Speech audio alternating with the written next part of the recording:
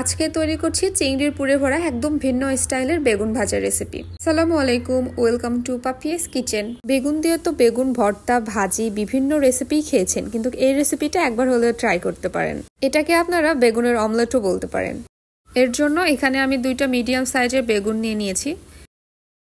বেগুন ভাজার জন্য যে রেগুলার কাট করে নিই সেভাবে কাট করে নিচ্ছি। বেগুনগুলো কেটে নেওয়া হয়ে গেলে এই পর্যায়ে একটা বেগুন নিয়ে এর মাঝ বরাবর একটা নাইফ দিয়ে এভাবে গোল করে করে কেটে নিতে হবে। যতটা পারবেন মাঝের অংশ থেকে একটু রাউন্ড করে কেটে নেবেন।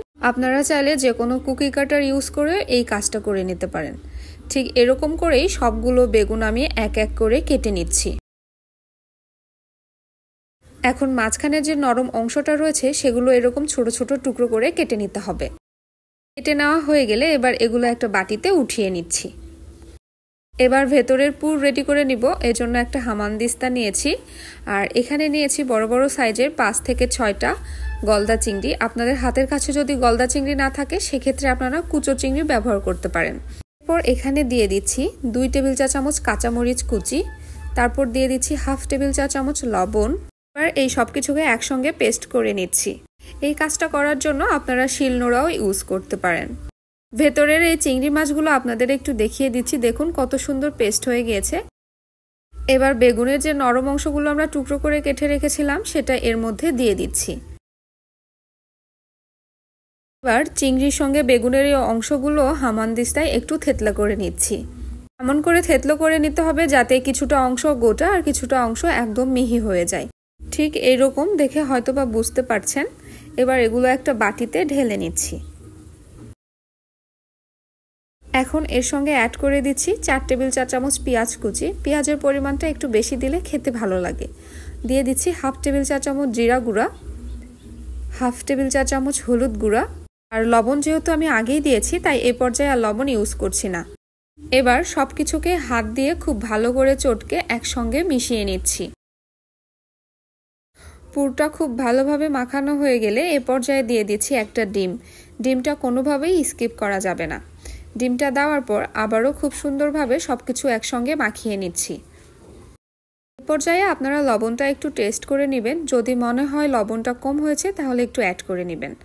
তো বেগুনের ভেতরের পুর একদম রেডি। এবার এটা আমি সাইডে রেখে দিচ্ছি। এরপর যে বেগুনগুলো আমরা কেটে রেখেছিলাম সেই বেগুনগুলোতে পরিমাণ মতো হলুদ গুঁড়া, লবণ আর মরিচের গুঁড়া দিয়ে খুব ভালোভাবে মাখিয়ে নিচ্ছি।